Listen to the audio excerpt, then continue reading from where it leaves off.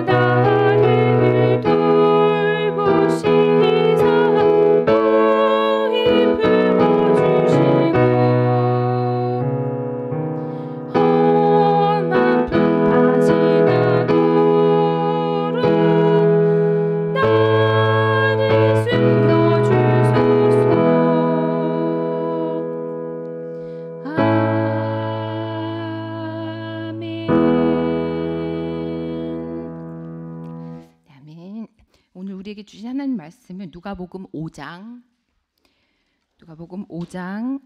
27절에서 32절까지의 말씀입니다.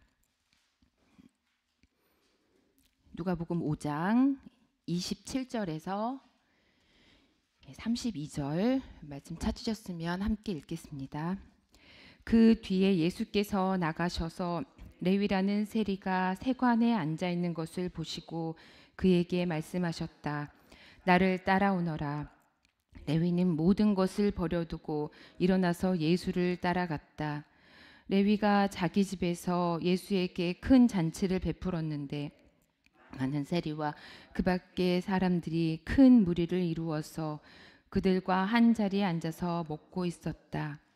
바리새파 사람들과 그들의 율법학자들이 예수의 제자들에게 불평하면서 말하였다. 어찌하여 당신들은 세리들과 죄인들과 어울려서 먹고 마시는 거요? 예수께서 그들에게 대답하셨다.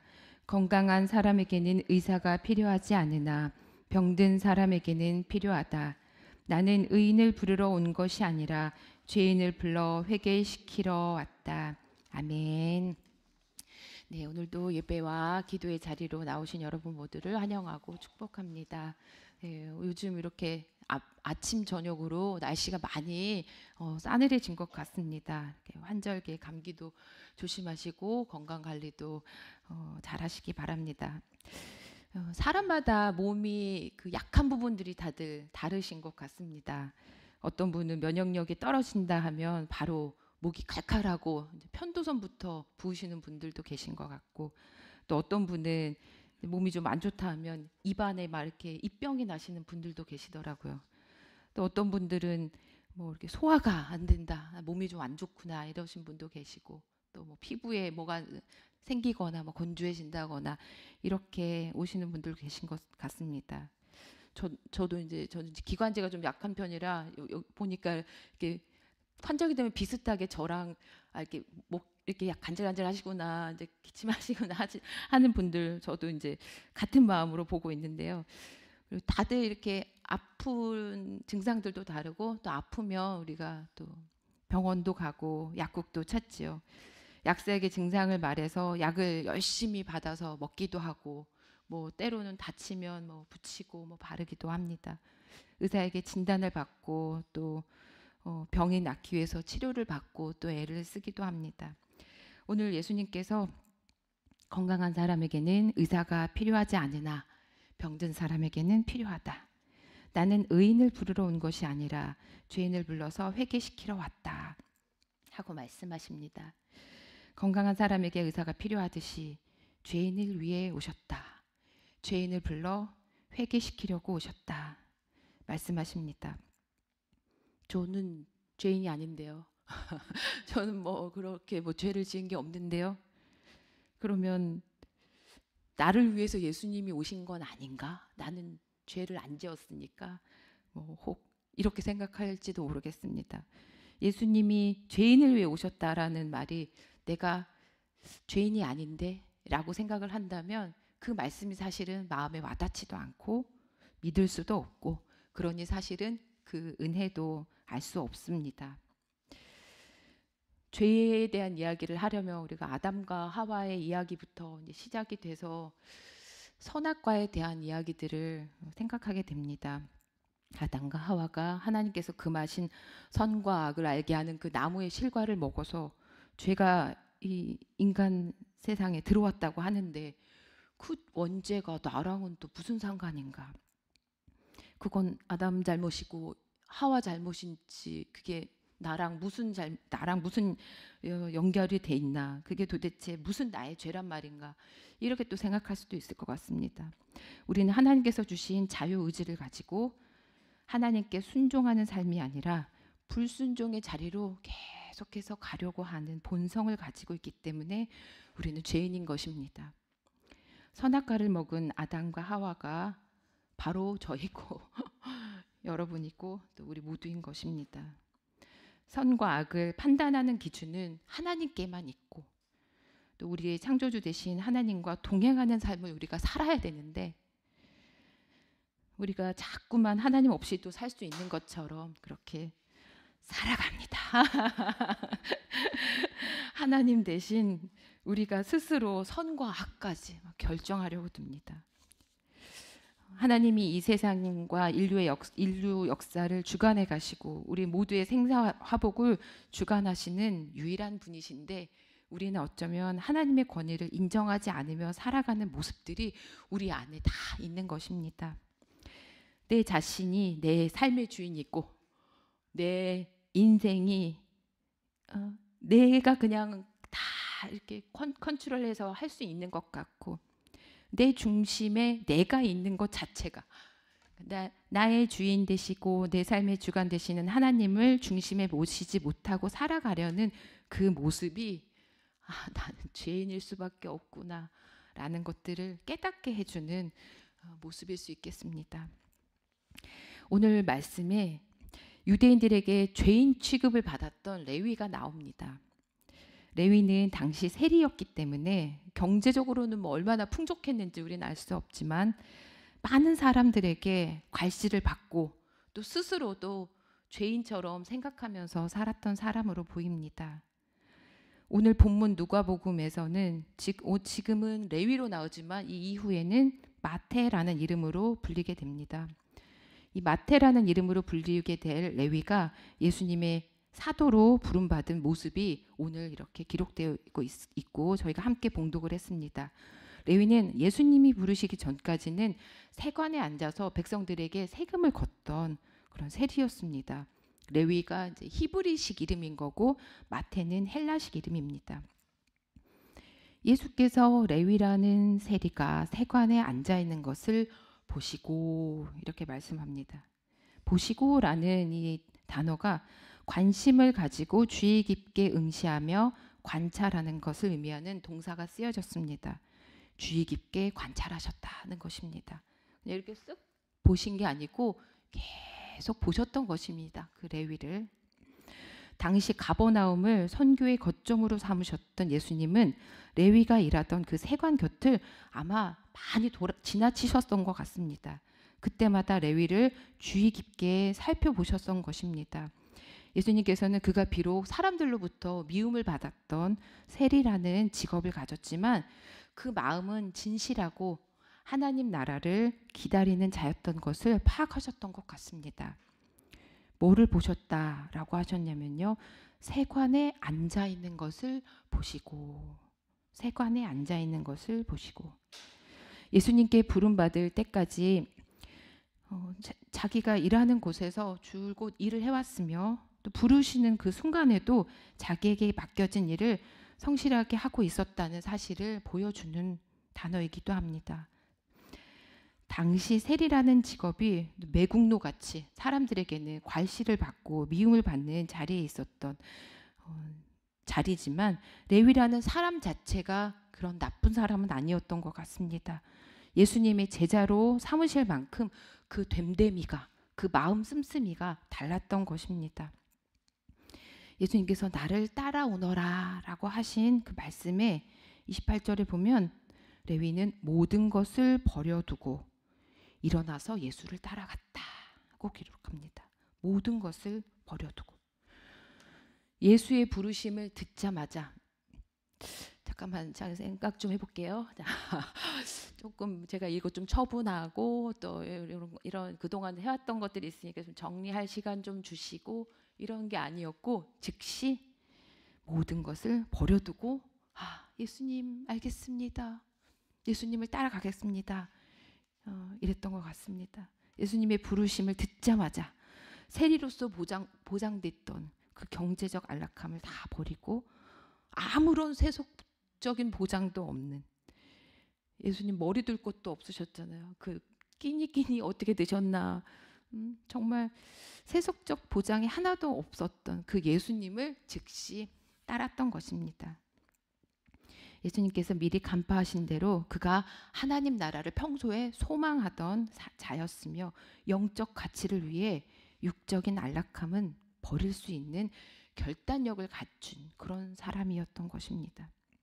나를 따르라는 예수님의 말씀이 아무리 권위 있는 말씀이라고 해도 그 듣는 사람의 결단력이 없으면 그리고 그 전에 사전에 마음에 그런 준비가 없었으면 모든 것을 버리면서 그렇게 예수님을 따른다는 것은 쉽지 않은 결정이었습니다.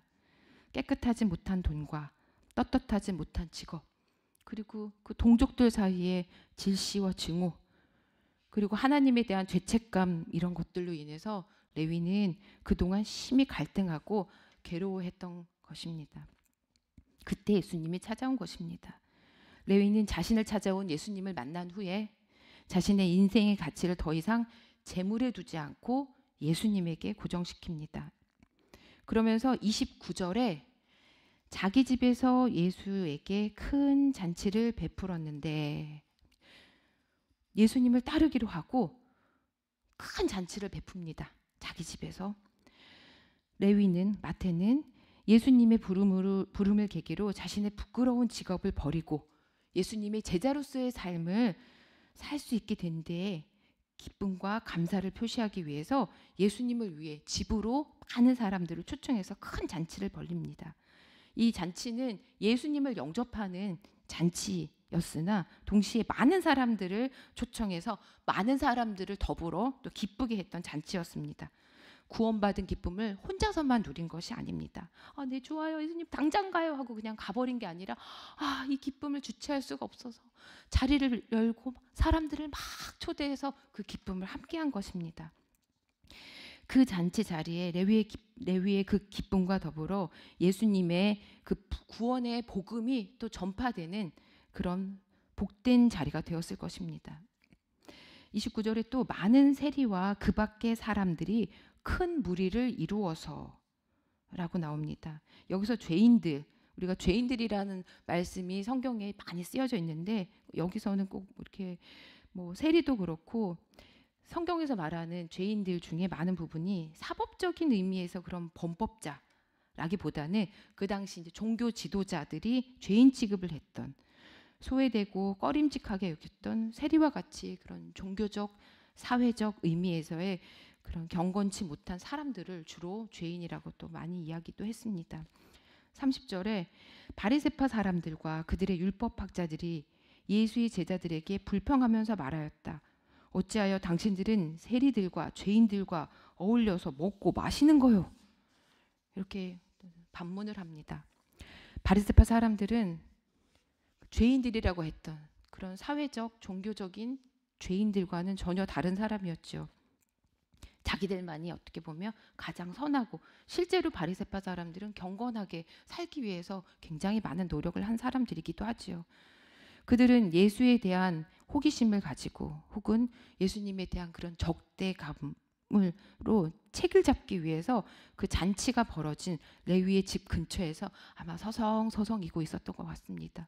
궁금하지만 들어갈 수는 없고 같이 먹어도 좋겠지만 같이 먹을 수는 없는, 하지만 그 주변에서 계속 왔다 갔다 했던 것 같습니다. 바리새인들과 서기관들은 자신들이 하나님으로부터 선택된 자들이라는 생각이 어떤 유대인들보다 굉장히 강한 사람들인데 큰 능력을 가진 저 예수님께서 자신들과 같이 이렇게 정말 괜찮고 의인이라고 생각하는 하나님 나라를 막 꿈꾸는 것 같은 본인들이 생각할 때 그런 자기들을 버려두고 말도 안 되는 저 세리들과 죄인들 틈에 끼어서 먹고 마시는 것들이 이해가 되지 않은 것입니다. 이해가 되지 않은 것에서 넘어서서 아주 강한 불만을 갖고 있었던 것입니다. 당시 유대인들은 이방인이나 죄인들과 한 식탁에서 먹고 교제하는 것을 철저하게 금했습니다. 만일 그렇게 한 식탁에서 식사를 하면 그 같이 식사를 한 사람도 죄인들과 동일한 자로 정죄를 했던 것입니다. 그런데 예수님은 어떤 분이셨습니까? 누가복음 7장 37절에 이런 표현이 있지요. 예수님을 세리와 죄인의 친구라고 또 막 이야기하는 부분이 나옵니다. 예수님은 유대인이나 헬라인이나 차별하지 않으셨고 바리새파나, 사실은 바리새파들이 들어오지 않은 거지 예수님이 바리새파를 못 오게 한 건 아니지 않습니까? 예수님은 사람들을 차별하지 않고 오히려 당시 죄인 취급받고 또 연약하고 가난하고 병든 이들, 다른 사람들에게 따돌림을 받는 그런 사람들을 친구로 삼으셨습니다. 바리새파 사람들이 어찌하여 당신들은 세리들과 죄인들과 어울려서 먹고 마시는 거요? 라고 하는 비판에 예수님께서 이렇게 대답하시지요. 우리 마지막 부분 31절 32절 다시 한번 함께 읽어보시겠습니다. 예수께서 그들에게 대답하셨다. 건강한 사람에게는 의사가 필요하지 않으나 병든 사람에게는 필요하다. 나는 의인을 부르러 온 것이 아니라 죄인을 불러서 회개시키러 왔다. 아멘. 네, 예수님께서 여기서 말하는 건강한 사람, 이 말씀에서 말하셨던 건강한 사람이라는 것은 종교적 윤리적으로 바른 자가 아니라 많은 문제를 가지고 있음에도 불구하고 단지 스스로 바르다고 자부하면서 인간의 영적 악함을 깨끗하게 하러 오신 예수 그리스도를 불필요하다고 거부하는 자들인 것입니다. 어떻게 보면 이 바리새파 같은 사람들, 나는 건강한데, 나는 의인인데, 나는 의사도 필요 없고 예수님도 필요 없어. 이런 사람들을 이제 건강하다라고 표현하신 거고요. 병든 사람이라는 건 서기관들과 바리새인들이 정해놓은 종교적 기준에 도달하지 못한 사람들, 그러니까 하나님 앞에서 진실로 구속주를 필요로 하여 자신의 죄에 대하여 가슴을 치는 모든 사람들을 병든 사람이라고 하신 것입니다. 자신이 죄인인 것을 인정하고 예수님의 구원의 손길을 필요로 하는 그런 죄인들은 예수님께서 선택하시지만 바리새인과 서기관들처럼 자신들의 의로움을 자랑하고 형식과 율법주의에서 벗어나지 못한 이들은 예수님의 선택에서 영영 제외될 것입니다. 여러분들은 의인입니까? 죄인입니까? 오늘 말씀을 또 들으면서 우리가 죄인이란 게 어떤 사람일까 또 생각해 봅니다. 레위처럼 예수님의 부르심에 즉시 아멘 하고 내 모든 것을 버리고 예수님을 우리가 따를 수 있겠습니까? 모든 것을 버리고 많은 사람들과 또 우리는 구원의 기쁨을 함께 또 누리고 있습니까? 아니면 다른 사람들을 정죄하고 나만 옳다 여기고 하나님의 자리에 서서 다른 사람들을 판단하고 감사할 줄 모르고 불평하며 살고 있습니까? 그렇다면 우리는 죄인인 것입니다. 로마서 5장 20절 말씀에 죄가 많은 곳에 은혜가 더욱 넘치게 되었습니다. 라는 말씀처럼 우리가 나의 죄된 본성을 인정하고 하나님과 멀어지려고 자꾸만 하고 하나님께 순종하지 않으려 하고 내 뜻대로 살려고 하는 그 내 모습을 회개하기를 원합니다. 나 같은 죄인을 살리려고 이 땅에 오신 예수님께 감사하고 우리 자신의 무가치함과 또 죄를 인식하고 통회하며 새롭게 변화되기를 소망합니다. 죄인을 불러서 회개시키러 왔다 하신 말씀이 저희들을 향한 말씀이고 또 그래서 우리가 회개하여 새롭게 변화되기를 소망합니다. 오늘도 더욱 우리의 연약함과 우리의 믿음 없음을 회개하고 예수님을 온전히 따라가는 저와 여러분 되시기를 소망합니다. 네, 함께 기도하시겠습니다. 우리 삶의 주인 되시는 창조주 하나님, 우리 모두가 죄인임을 고백합니다. 나 같은 죄인 살리시기 위해 이 땅에 오신 그 예수님을 따라가길 원합니다. 오늘 우리 모두가 예수님의 부르심에 기꺼이 응답하고 또 회복과 은혜의 통로가 되는 삶을 살아가기 위해 결단할 수 있는 저희 모두가 되게 하옵소서.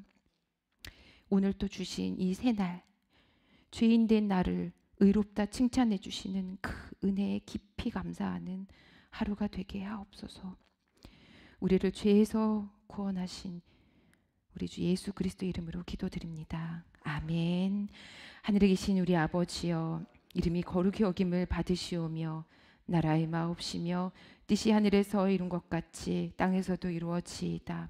오늘날 우리에게 일용할 양식을 주옵시고 우리가 우리에게 죄 지은 자를 사하여 준 것 같이 우리 죄를 사하여 주옵시고 우리를 시험에 들게 하지 마옵시고 다만 악에서 구하옵소서. 내게 나라와 권세와 영광이 아버지께 영원히 있사옵나이다. 아멘.